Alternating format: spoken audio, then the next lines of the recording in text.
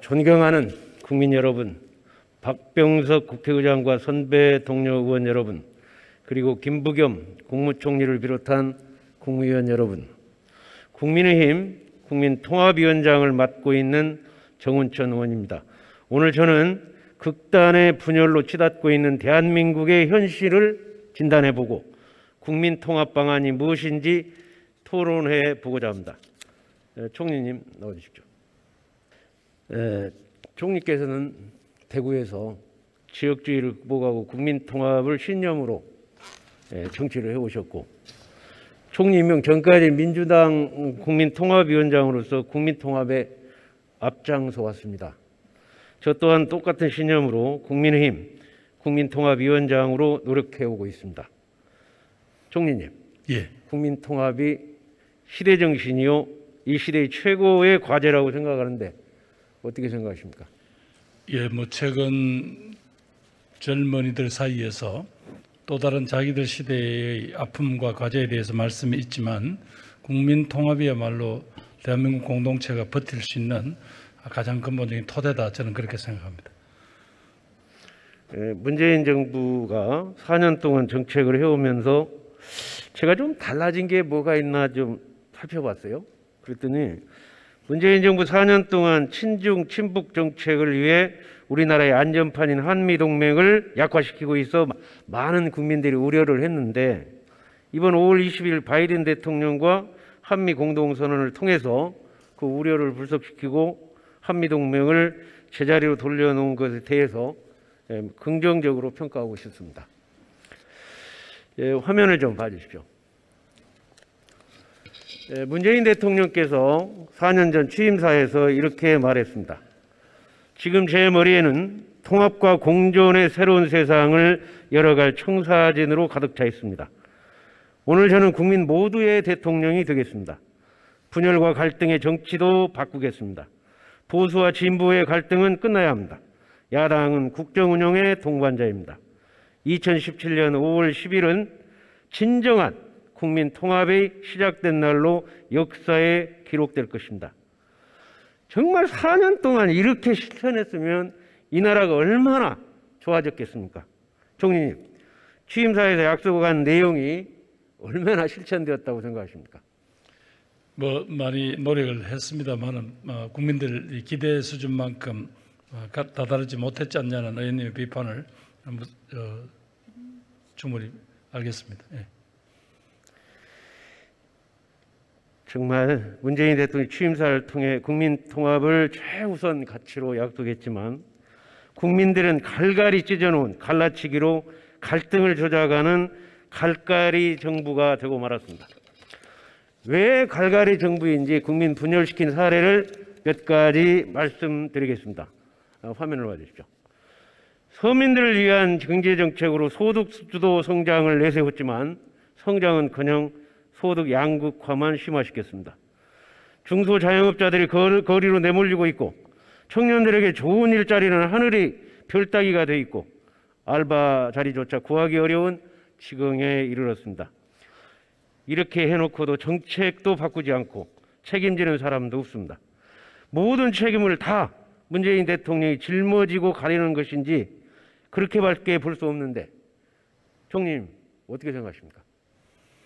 의원님이 기대하시는 만큼 정부 정책이 그렇게 국민들의 삶을 윤택하게 못했지 않냐는 비판은 받아들인다 하더라도, 세상에 어떤 정부가 국민을 일부러 찢어놓고 갈라놓아서 그럼 뭘 얻고자 그렇게 하겠습니까? 의원님, 저희들이 좀 부족하다고 비판하시는 건 좋습니다만, 저희가 국민을 일부러 가르고 갈등시켜서 어떤 무슨 정치적인 저희들 입장을 강화했다, 이런 건 조금 지나친 판단인가, 표현인가 싶습니다. 제가 보기에는 대통령이나 정부나 그렇게 취임사에서 약속해놓고 실천하는 모습을 좀 국민들한테 보여줘야 할 거 아닙니까?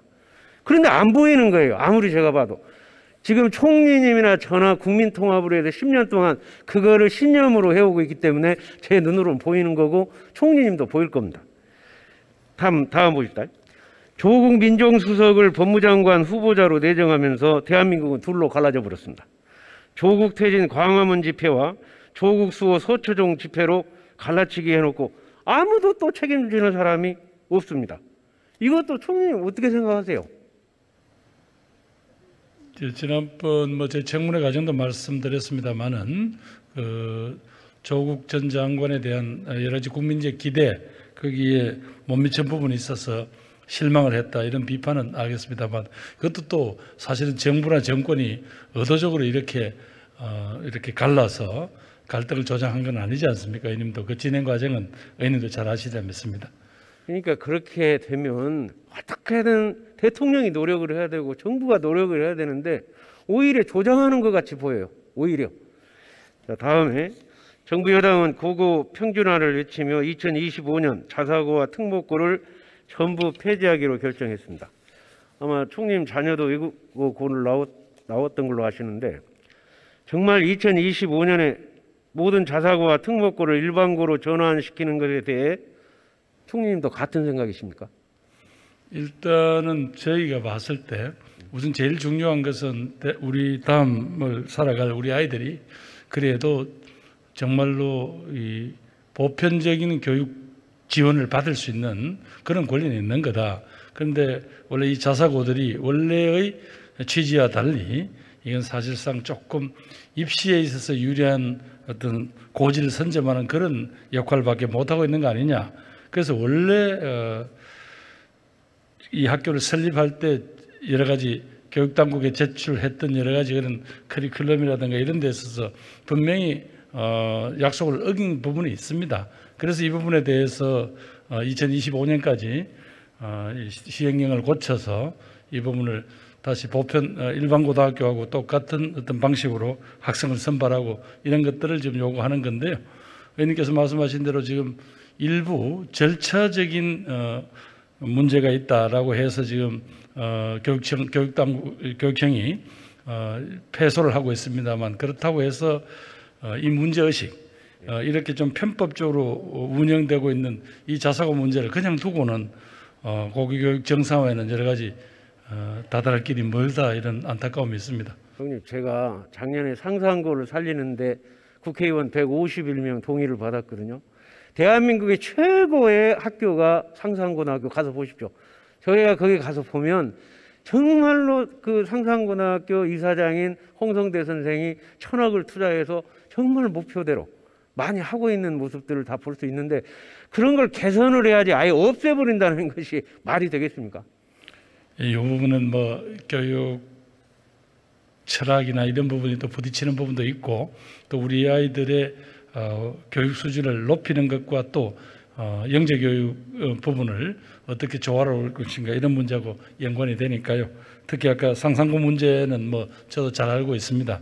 그래서 이 문제에 대해서는 지금 현재 정부가 내건 여러 가지 어떤 교육 프로그램하고 또 의원님들께서 주장하시는 그런 여러 가지 고려하고 해야 될 부분들에 대해서 아직까지 토론하는 과정이 남아 있다고 생각합니다. 예. 지금 그러나 우리가 2025년까지 지금 그동안 조금 운영에 있어서 약속을 지키지 않은 자사고를 다시 보통 일반 고등학교로 돌린다라는 그거는 변함이 없습니다. 다음으로 인천국제공항공사 보안검색요원이 정규직 전환 때 채용 절차의 불공정성에 청년들이 절망했습니다. 서울교통공사 친인척 특혜 채용, 기간제 교사 정규직화 등 불공정을 통해 분열만 양산했습니다. 부동산 문제는 말할 것도 없습니다. LH 사태가 불거지면서 정당한 절차 없이 정보를 도둑질해서 재산을 불리는 모습에 국민들은 좌절했습니다. 정부 여당에서 일방적으로 통과시킨 임대차 3법은 사이좋았던 임대인과 임차인을 적으로 만들었습니다. 이렇게 국민을 분열시키고 갈라치게 하는 사례는 수를 셀 수 없는데 대통령께서 국민 통합을 위해서 정말 어떤 노력을 했는지 보이지가 않아요. 총리께서 국민 통합의 신념을 갖고 있기 때문에 제가 이런 질문을 하는 거예요. 과연 앞으로 1년 남았는데 어떻게 좀 해보실 그런 안을 어떻게 갖고 계십니까? 예, 우선은 제가 아직까지 시작한 지가 한 달 여러 가지 제가 기본적으로 해야 될 업무 하기에도 지금 아직은 조금 제가 힘에 부칩니다. 그러나 조금 제가 업무 파악이 되고 또 그 부분에서 의원님 지적하신 그대로 정부가 조금 더 의지를 갖고 배려를 했더라면 이렇게 크게 오해를 받거나 혹은 정책적 오류로 나타나지 않을 부분들이 혹시 있다면 그런 부분들 하나하나 고쳐나가겠습니다.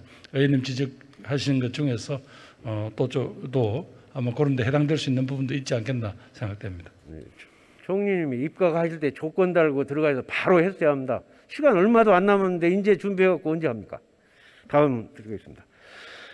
41년 만에 처음으로 5.18 민주항쟁 추모제 유족회 초청을 받아서 국민들께 울림을 드렸습니다.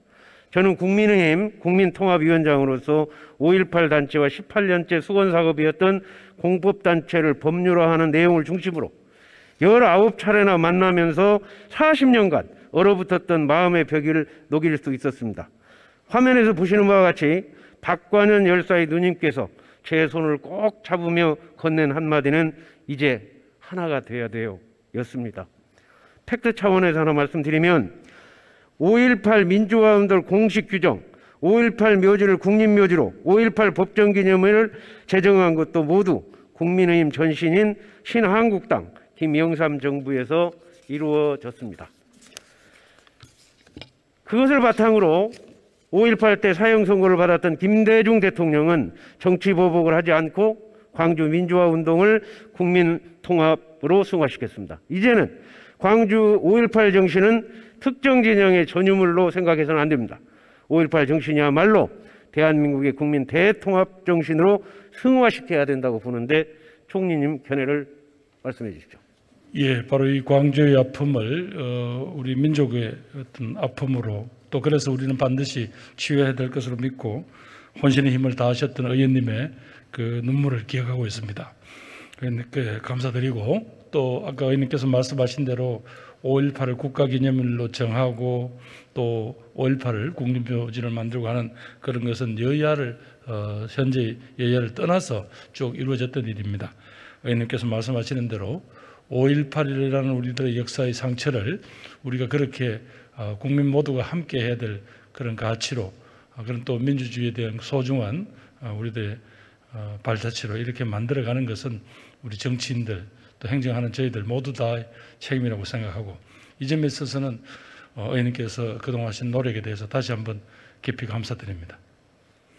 굉장히 이건 잘 통하네요, 총리. 예, 자, 총리님. 지금 현재 우리 대한민국의 전직 대통령이 감옥에 있습니다. 그렇죠? 감옥에 넣어놓고 어떻게 국민통합이 되겠습니까? 아니, 오랜 정치적 핍박을 받았던 김대중 대통령도, 외국으로 보면 넬슨 만델라 대통령도 승리 후에 정치 보복하지 않았습니다. 바로 DJ 정신이 용서와 화해 정신 아닙니까? 노무현 대통령도 국민통합과 지역주의 극복을 위해서 종로를 버리고 정치적 사지였던 부산을 출마해서 바보 노무현이란 별명도 얻었습니다.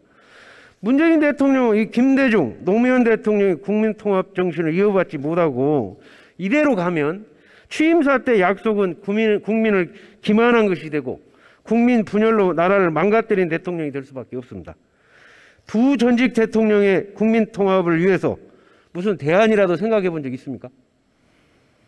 여기는 이 문제가 대두될 때마다 몇 차례 말씀드린 겁니다만은 현재 무슨 사법적 절차가 끝난 상태에서 현재 그분들이 감옥에서 풀려날 수 있는 방법은 현재로서는 대통령의 사면밖에 없습니다.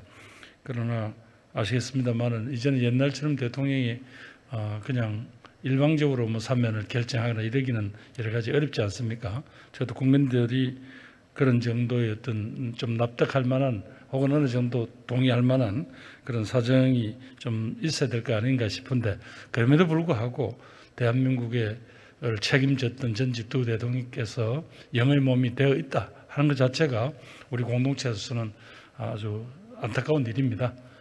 이 문제에 대해서도 참 대통령께서도 여러 가지 마음에 여러 가지 어려움이 있다는 말씀을 지난번에 하신 걸로 알고 있습니다. 왜냐하면 이 문제는 조금 더 지켜봐 주시는 게 어떨까 싶습니다. 아니 주님 그렇게 쫙 하지 말고 좀 확실한 답 좀 주십시오. 그거야 아까 말씀드린 의원님 말씀하신 대로 사면이야말로 여러 가지를 다 고려해야 될 대통령께서 고민해야 될 그런 고유 권한인데 그 총리가 뭐 거기에 대해서 어떻게 말씀을 드릴 수 있겠습니까? 제가 대정부 질문을 준비하는 중에 문재인 대통령이 심의를 기울여 영입한 문재인 퀴즈 민주당 양양자 의원님께서 저와 책을 보내왔더라고요.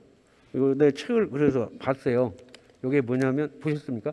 혹시 과학기술 뭐 패권 국가. 그런 책을 내셨다는 게 언론에 보도가 됐었습니다. 예.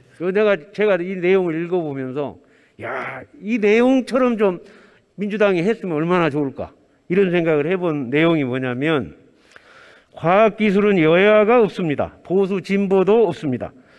계층 지역 세대에 대한 차별도 없습니다. 국민 통합, 국민 번영, 개인 행복이라는 정치의 본령이 과학기술에 있다고 생각합니다. 그래서 양양자 의원은 뭐라고 말씀하셨냐. 미래의 패권 국가는 과학기술에 의해서 결정될 것이다 했는데 어때요? 공감하십니까? 예, 공감합니다.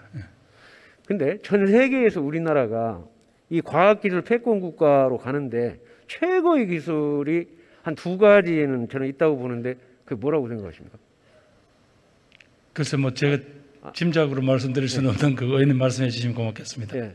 지금 현재 반도체 전쟁이 일어나고 있는 반도체는 우리 민간 주도로 이렇게 세계 최고가 됐고요. 정부 주도로는 원자력 발전. 이 두 가지가 세계 최고가 됐습니다. 공감하시죠?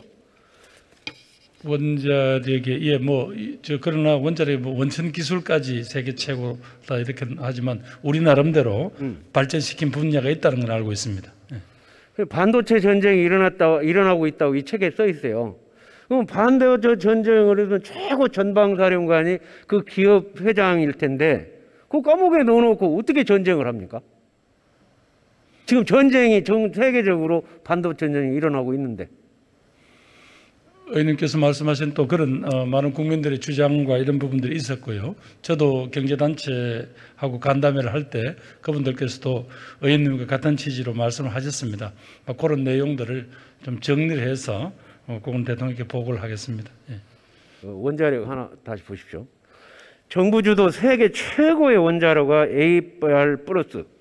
노무현 정부에서 시작해서 10년 동안 2,357억 원을 투자해 개발했습니다. APR 1,400보다 용량은 7% 증가되고 공기는 5년 후에 3년으로 안전도는 10배나 올린 최고의 원천 기술이 캐비넷 속에서 잠자고 있는 거 알고 계십니까? 예, 이문 실질적으로 지금 실증을 못 하고 있다는 건 알고 있습니다만은 예.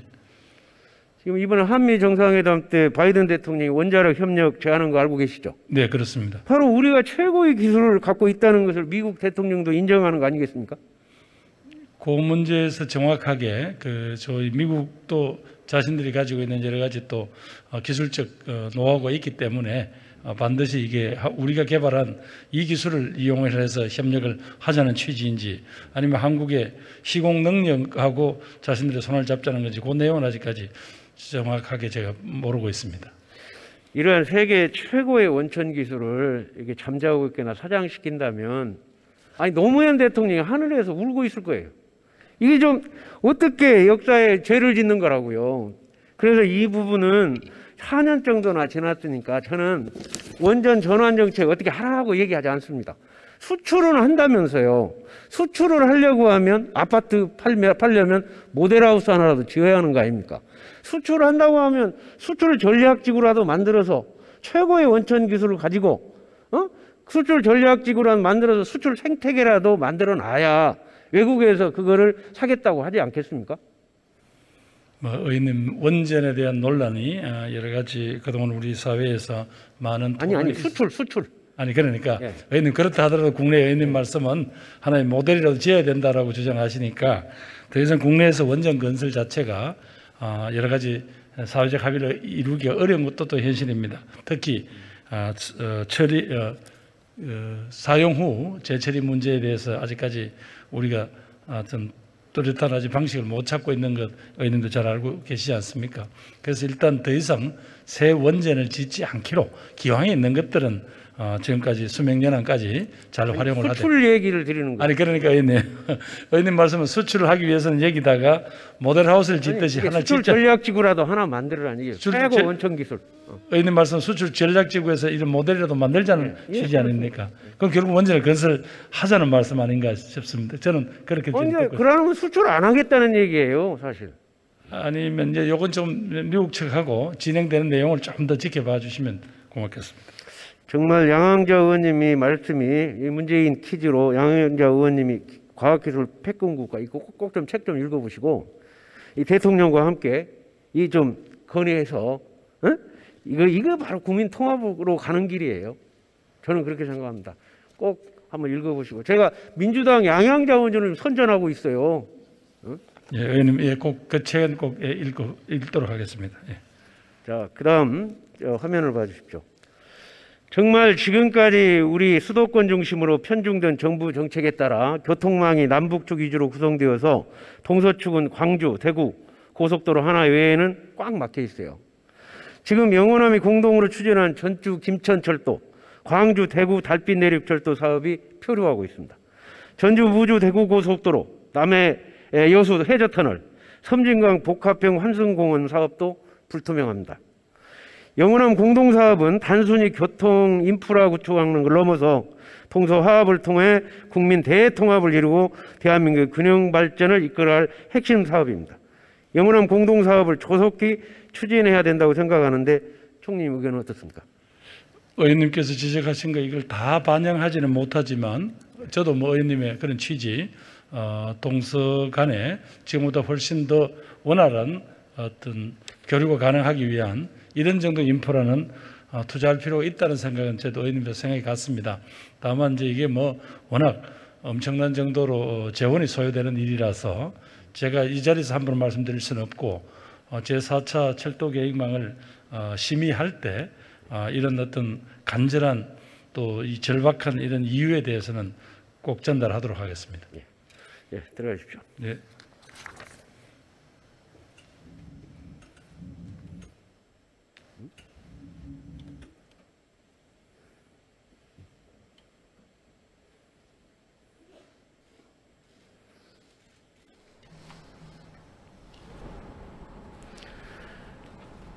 존경하는 국민 여러분, 우리나라의 사회 갈등으로 인한 경제적 비용이 246조 원으로 OECD 국가 중 가장 높다고 합니다.